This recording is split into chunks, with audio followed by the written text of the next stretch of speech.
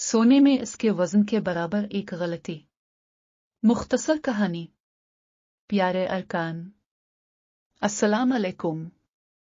आज हम आपके साथ एक कहानी शेयर करेंगे जो हमें याद दिलाती है कि अल्लाह सुब्हाना व तआला से डरना कितना जरूरी है, और अल्लाह का अजर उन लोगों के लिए जरूर है जो सब्र करते हैं और ज़ाहिरी और पोशीदा तौर पर रब से डरते हैं।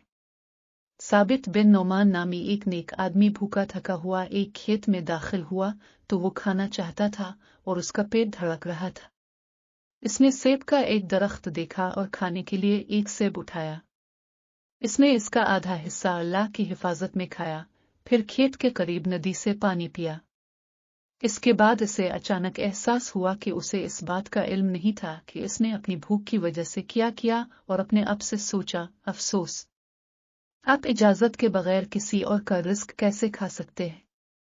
पशेमानी में उसने इस जगह को न छोड़ने का अज़्म किया जब तक कि उसे बाग का मालिक ना मिल जाए, और उसके सामने एतराफ़ किया कि इसने इसकी इजाजत के बगैर इसका रिस्क खाया था।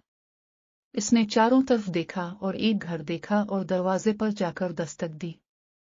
मालिक बाहर आया और उससे पूछा कि वो क्या चाहता है। इस नेक आदमी ने कहा, मैं भूखा था और तुम्हारे बाग में दाखिल हुआ और इस सेब को लेकर इसका आधा हिस्सा खा, फिर मुझे याद आया कि ये मेरा नहीं था और मैं आपसे इस गलती के लिए मुआफ़ी मांगने आया हूँ। इस शख्स ने जवाब दिया कि मैं तुम्हें एक शर्त के सिवा मुआफ़ नहीं करूँगा।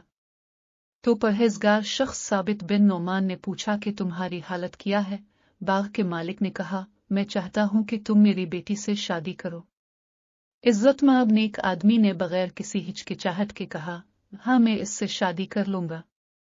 इसके बाद लड़की के वालिद ने कहा, मैं आपको बताना चाहता हूं कि मेरी बेटी नाबीना है और देख नहीं सकती, गूंगी नहीं, बोल नहीं सकती, बहरी और सुन नहीं सकती। इस इंकिशाफ ने साबित बिन नोमान को झंझोड़ कर रख दिया और उनके जहन में ये ख्यालात गर्दिश करने लगे कि वो क्या करने जा रहे हैं।